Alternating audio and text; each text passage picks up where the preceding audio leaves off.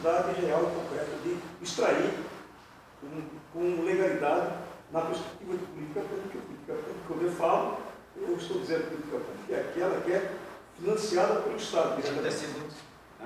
Então, os 30 segundos que restam, digo que política pública é sinônimo de financiamento público de política. Então, nesse ponto.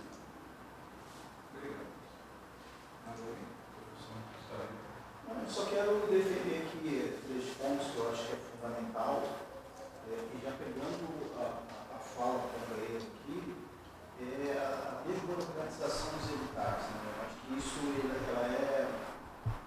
ela é fundamental para alargar a participação. A burocratização afasta de tudo quanto é jeito. Então, quando você desburocratiza o edital, ele se torna mais fácil o manuseio para todos, a coletividade. O segundo ponto é essa questão de parecerista. Eu também tive esse prazer de trabalhar, mas é muito complexo, porque por vezes eu estava especificamente lidando só com cultura negra, que é onde a parte que eu domino estudo. Mas o que me chama a atenção é que mesmo você pagando R$4.000, você não tem um parecerista ligado àquele elemento que ele está julgando. Ou seja, o hip hop, quem julga? Então, essas questões talvez de pensar, está chegando aí à frente de um cara meio altivo, pensar também de direcionar esse recurso para pareceristas que fazem aquilo. Porque se você não conhece o hip hop, você só vai ler o projeto. E daqui a pouco nós caímos nesse erro aí que é drástico. A ideia é boa, o projeto é bom, mas a escrita é burocrática. Aí o cara não é aprovado. Só para responder a questão dos pareceristas, é feito um edital de credenciamento e nós estipulamos critérios para escolher. Por exemplo, nós tivemos na PNAB, nós tivemos hip hop, nós tivemos samba, não foi? Nós tivemos funk. Os pareceristas, eles apresentaram experiência anterior nesse tipo de análise dos projetos. Eu não tenho condições de questionar, porque se o cara me apresenta o currículo dele, que tem avaliações, que já trabalhou, que tem experiência nessa área, ele preenche os requisitos que são requisitos objetivos. Sabe? Melhor que eu, né? Nós temos requisitos objetivos, eu não posso em nenhum momento cair no subjetivismo. Então eu coloco lá critérios objetivos, e se o cara preencheu esses critérios objetivos, e ele, pela pontuação pré-definida no edital de credenciamento, ele galgou determinados pontos e conseguiu, ele efetivamente está qualificado para fazer esse tipo de avaliação. Claro que nós vamos dizer o seguinte: olha, é árbitro, é uma decisão, e nós sabemos muito bem que as decisões elas vão satisfazer alguns e vão deixar outras pessoas insatisfeitas. Né? É do jogo, infelizmente é do jogo. Agora, o que eu posso dizer é o seguinte: dentro de critérios objetivos, os pareceristas são escolhidos como currículo. Eles apresentam o currículo. Ele não resolve na sua maioria, porque por vezes ele julga, mas nunca participou. Né? O que eu falo é de um julgador que compreenda, que faça aquilo. Porque senão se torna muito complexo. Você julga artesanato, quem produz, e você nunca produziu. Então, eu acho que talvez o critério ele possa ser técnico, mas também eu acho que dizer, eu não sei se ele produziu ou não produziu. Sim. Ele disse que ele tem experiência na área e comprovou a experiência anterior, que a gente exige. Para fazer avaliação, a gente exige uma experiência anterior em avaliações. Tá? Aí às vezes no currículo ele coloca a matéria que ele estudou na faculdade, não aquilo que ele está executando. Posso pedir uma parte? Posso pedir uma parte? Eu vou pedir desculpa, eu não queria... Não, mas é importante, só para entender como que esse funcionamento ele é muito crítico e que o Caneta traz é imprescindível. Por quê? Por exemplo, eu me inscrevi na Lei Paulo Gustavo, na premiação da Franklin Cascais, pelas relevantes 20 anos de trabalho sobre diversidade étnico-racial.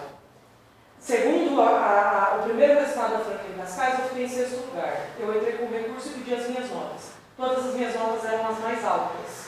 Ou seja, dentro daquele prêmio, eu era a pessoa com o currículo mais relevante na questão de diversidade cultural, étnico-racial, questões afro-brasileiras. Se eu não faço o corre de solicitar vistas das minhas notas, gente, eu não teria recebido esse prêmio. Por quê? Porque o nosso povo está sempre correndo atrás. Porque o nosso povo sempre tem muito mais dificuldade de acessar. E quando acessa, ainda tem mais algum obstáculo que não aparece. Nós estamos discutindo questões da Paulo Gustavo, a gente Não, mas é porque acontece isso com a nossa galera preta. Podemos discutir depois que a gente terminar. FCC zerou todas as questões, a Fundação Estadual de Cultura zerou todos os prêmios que eram com temática negra. Isso aí está no Ministério Público. Porque todos os produtores que eram negros. Isso não tem Não, mas eu estou dizendo que acontece que tem acesso cultural dentro do fundação. Tem, claro que Aí tem. é uma crítica, É o comportamento geral crítica. social. Não, é uma crítica que você está fazendo. Não é uma crítica, a é verdade. secretaria que teve todos os editais zerados, o que não teve com a. Estou falando que aconteceu comigo em relação à Franklin Não teve com a Cascais. fundação. Teve com a Fundação. Não, a Teve, eu fundação, estou dizendo. a fundação. Eu era 6º lugar e eu virei primeiro porque eu pedi vista das minhas notas. Dá licença de eu falar. Então não disse que não é sobre a Franklin Cascais. É sobre a Franklin Cascais Dá também. licença de eu falar. Pode falar. Tá. A Franklin, volto a dizer para vocês, não é um órgão perfeito. Tá? E nós tivemos sim, tanto é que ela foi premiada, nós tivemos sim a humildade de reconhecer o erro, correr atrás e corrigir o erro. Isso é qualidade, isso não é defeito. Tá? Reconhecer quando está errado é qualidade e nunca vai ser defeito. E eu não tenho compromisso com o erro. Se errar e verificar o erro, nós vamos corrigir e ponto final, sem trauma algum. Agora, daí dizer que está tudo errado, que aconteceu com todo mundo, eu não concordo. Entendeu? Respeito a opinião, vivemos numa democracia, respeito a opinião. Agora, foi corrigido o erro. Se não tivesse corrigido o erro, tudo bem. Agora, daí fazer outras afirmativas sem prova, eu Tem não posso prova? admitir. Tem 4 Não posso resultados de admitir. edital lead Não do posso. prêmio da LPG. Não Para. posso admitir. RPGD Florianópolis, não. Você quer que eu te mostre? Não. Alguém mais quer fazer alguma opinião, dizer o que quer para a INAB?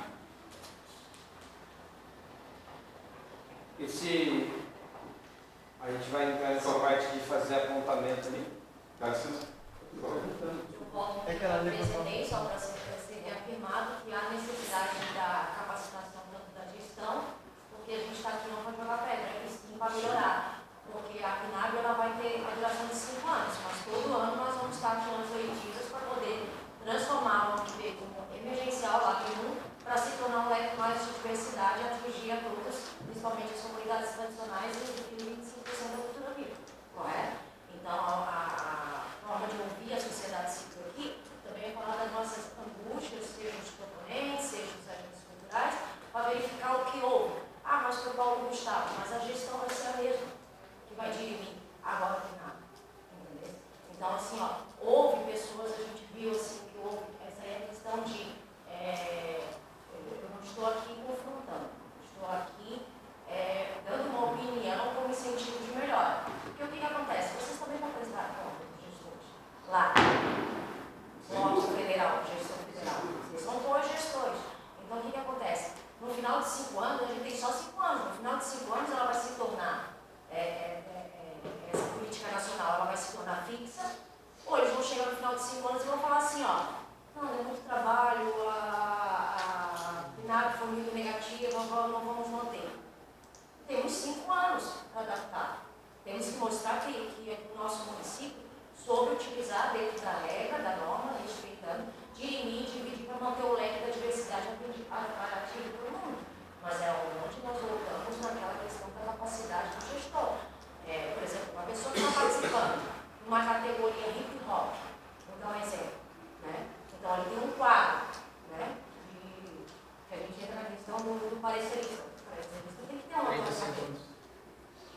Porque se você chegar em qualquer batalha de rap, pegar um moleque de 14 anos, você vai saber quem é o DJ Bom, que ele tem 30 anos.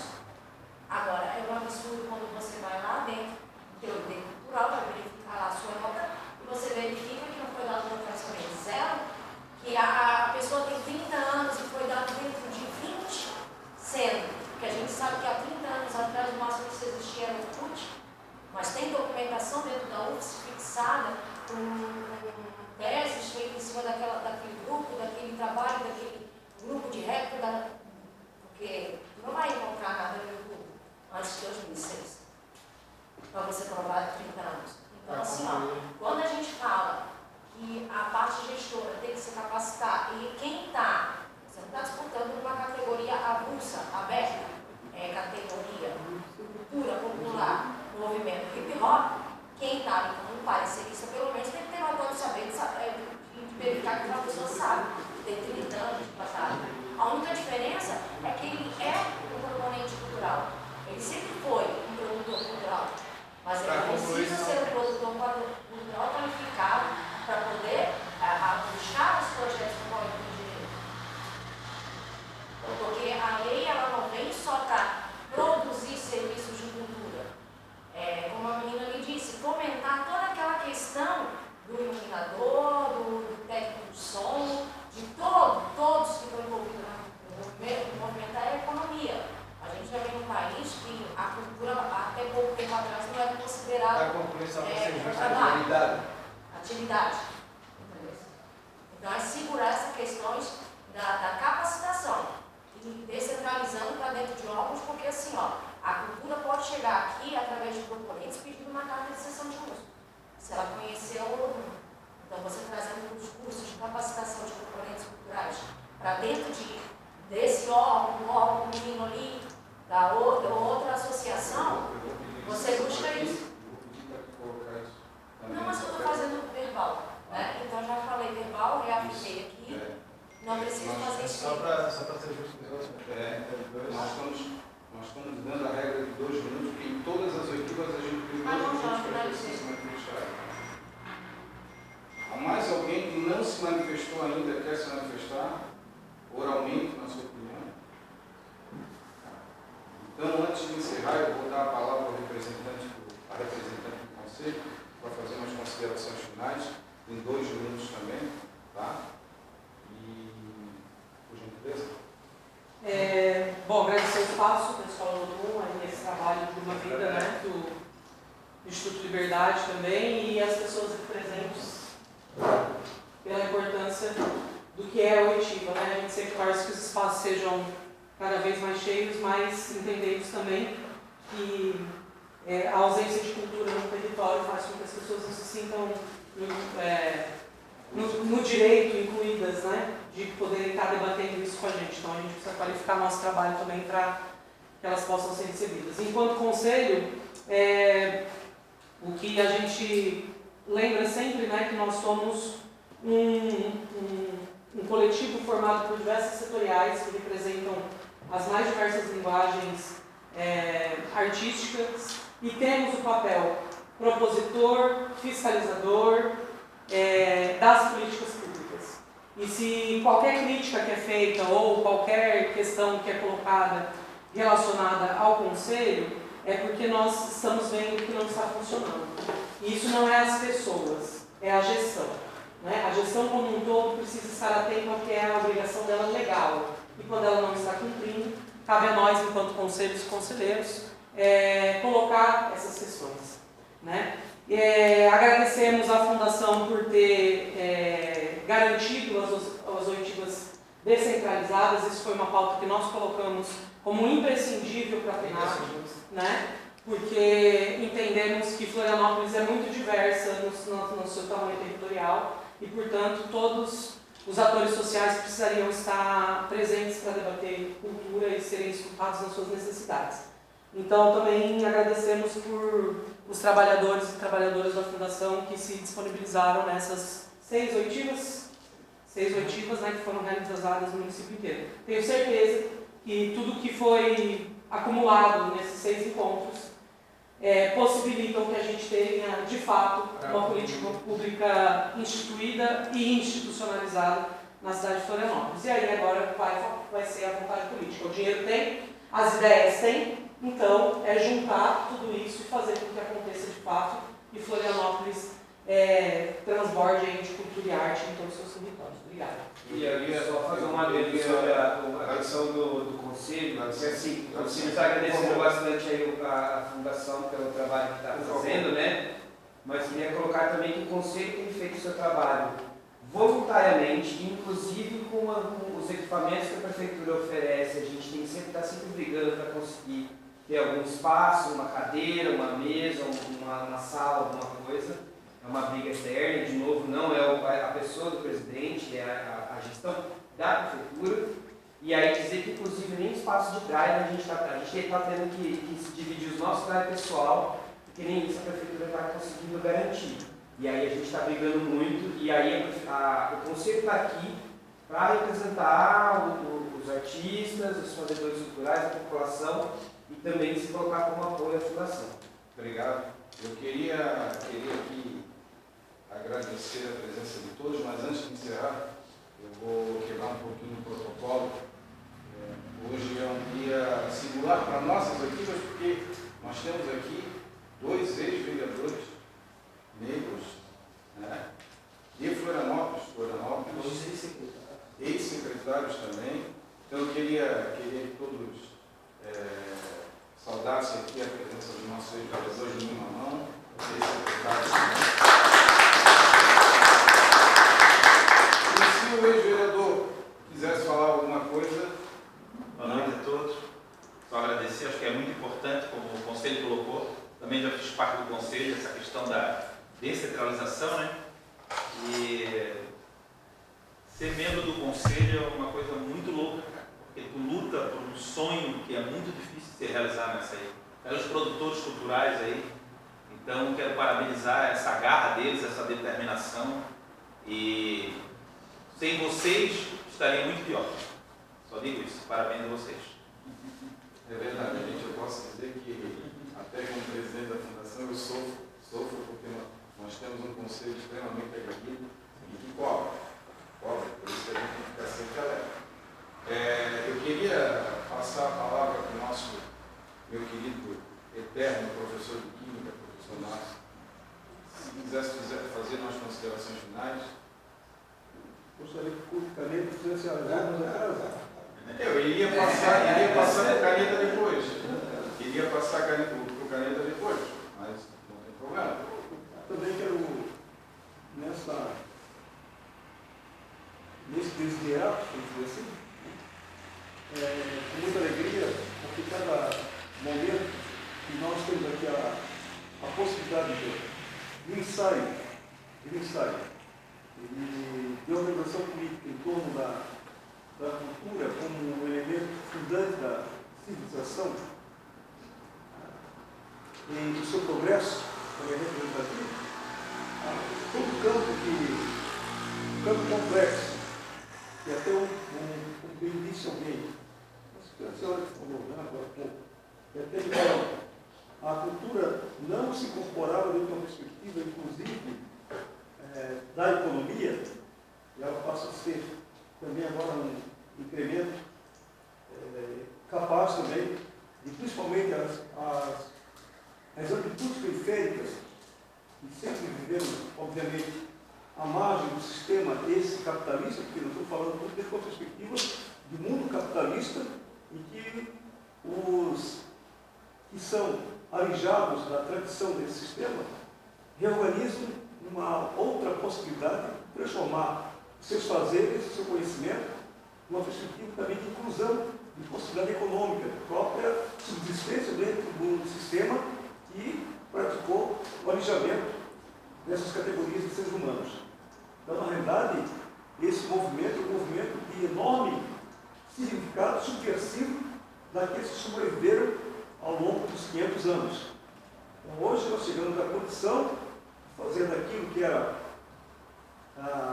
uma situação de abandono, transformar, inclusive por aqueles que são detentores dos bens de produção, detentores da política, detentores do comando, se curvarem diante da potencialidade que resume aqueles que vieram dos originários, ter que sentar na mesa para reconhecer o valor dos povos indígenas, assim chamados, pelos europeus, reconhecer o valor da produção cultural dos africanos, escravizados até 140 anos atrás. Nós somos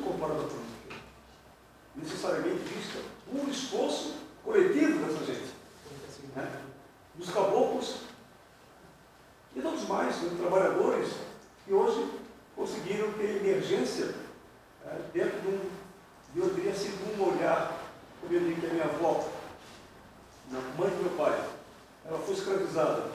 Eu escutei durante os 14 anos que eu convivi com ela. Ela morreu com 102 anos de idade, escutei histórias de uma pessoa que foi escravizada. E possibilita uma visão de mundo completamente. Quem não conheceu a escravidão na carne? Minha avó foi escrava. Então dizer que dessa gente, eu sou derivado, consegui ter um patamar de sentar aqui, forçar uma conferência nacional de cultura, conferência de igualdade racial, conferência de gênero, e dizer, nós queremos uma fatia a partir do ordenamento da nossa existência. Isso é muito importante. Então, por isso que aqui nós estamos ensaiando a criar corpo, a criar volume e a criar potência. A potência já existe. Ela precisa ser precipitada, como diz a física. Né? A altura é grande, melhor a potência. Então, nós temos altura, envergadura, estatura para fazer isso modificar. Aqui é o primeiro passo na Terra. Seria isso.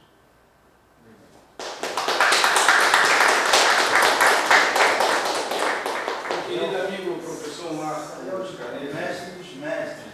por favor, as considerações finais. Eu vou pedir para quebrar o protocolo. Nós temos um artista jovem que comanda toda a nossa parte de rock de escola. Ele também é acadêmico de artes, de música. Eu vou pedir a gentileza vou fazer um agradecimento muito rápido, mas gostaria de passar a palavra para o VK para ele fazer as suas considerações finais. Primeiramente, eu quero agradecer pela escolha da Escola do Rio Sul. A escola está sempre aberta, a Fundação Franklin Cascais. Nós temos um plano de cooperação técnica juntamente com a Fundação Franklin Cascais. A Escola do Lotum está aberta para isso, para as formações, também para as reuniões do Conselho, quando não tiver espaço, desde que seja agendado para que a gente organize a sala. Então, também fique à vontade de vocês. Dizer que é um momento, mais um momento histórico que nós vivemos, e eu complemento a brilhante fala do Márcio, dizendo que realmente na subversão e estar aqui, a única escola do Fórum de Salvador no mundo, é um movimento de subversão, é um movimento revolucionário, né, dos cumbeiros até este momento, que nos faz ter também a capacidade e a idoneidade ética de sentar, discutir e propor coisas que sejam para este tempo, mas também que sejam coisas para um tempo futuro. Então, seja bem-vindo à Fundação, seja bem-vindo à escola, se um companheiro amigo de longa data. Eu torço que a gente agora, com a tua chegada na Fundação Franklin Cascais, a gente possa ampliar projetos que possam ir para dentro da escola do Sul. Doutor Ricardo. Primeiro agradecer ao Caneta por dar a oportunidade de falar aqui. A gente tem uma grande importância de todo mundo na cultura, sou mestre aqui. E professor da oficina de livro de rock aqui da escola, trabalho na secretaria também, sou artista há 6 anos, produtor também, sócio do estúdio. E eu vejo assim, tudo que a gente faz, sem verba, sem dinheiro, tudo que a gente já construiu, a força que a gente tem, imagina se a gente conseguir um pouquinho de tudo aí que a gente merece. Então, eu acho que é isso. Obrigado.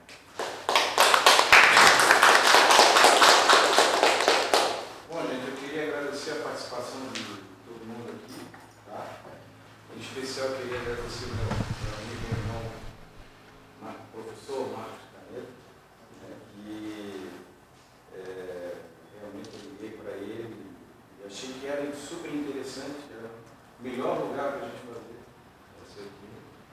E ele prontamente não parou para pensar que sim, na hora aceitou. Eu fiquei muito feliz. Quero dizer que nós aqui, a família Fundação, foi extremamente bem tratado por vocês. E a gente agradece de coração. Bem-vindos aí, Agradecemos de coração. na nossa casa. Fomos mimados por vocês e todo ser humano merece um pouco de carinho. Né? E quando a gente recebe esse carinho, a gente tem aquela vontade. O carinho é uma coisa que se dá e que se recebe. Né?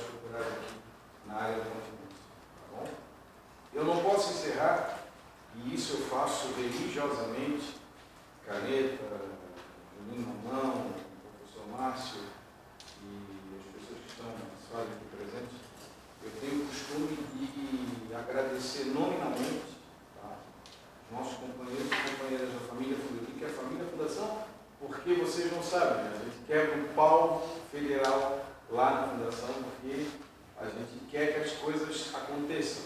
Né? Então, a mesma voz que cobra é a mesma voz que tem que elogiar, porque não adianta só cobrar e não elogiar. Então, eu tenho feito religiosamente em todas as equipes, no final de todas as equipes, agradecer os companheiros e as companheiras aqui da Fundação que estão nesse horário, fora do horário de trabalho, não estão recebendo por isso, estão aqui gratuitamente exercendo essa função que é de extrema relevância para a concretização do PAR e, consequentemente, todo o processo da PNAD. Então, para mim, são verdadeiros heróis e merecem todo o meu respeito e a minha eterna gratidão. Então, são eles. O Eduardo Locke, que é o meu coordenador geral, o nosso vice-presidente da Fundação. Temos os funcionários, né? A Ana Falcão, a Kátia Stank, o Fernando Dele, não está aqui, mas ele se faz presente sempre com todas, é o nosso mestre de cerimônias, só que hoje nós temos também, lá em Coqueiros, que vocês falaram, a abertura de uma exposição, e ele foi representando a Fundação, porque a Fundação se fazia presente aqui. Né?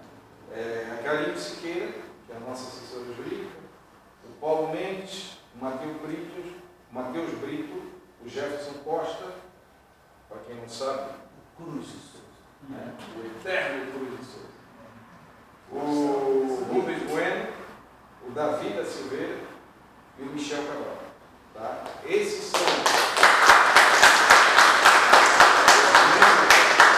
membros da equipe, que eu costumo dizer que é da família Fundação, que estão aqui e participaram praticamente todos de todas as equipes. E graças a Deus nós estamos encerrando um ciclo a partir de amanhã. Juntamente com as 3 indicações do Conselho, nós formamos a comissão organizadora do PAR, onde nós vamos avaliar e ver toda a documentação que foi colhida ao longo das 6 oitivas para poder fazer o PAR. Tá? É uma coisa que é feita não só por técnicos da Fundação, mas também por representantes do Conselho. Tá bom? Então, eu agradeço a presença de todos e dou por encerrada